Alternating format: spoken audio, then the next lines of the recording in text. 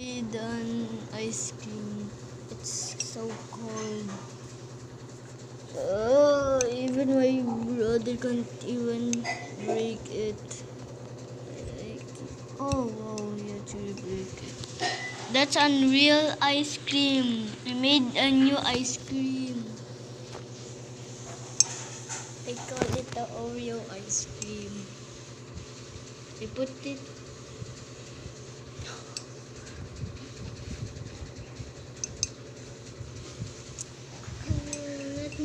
I'm not subuhin you.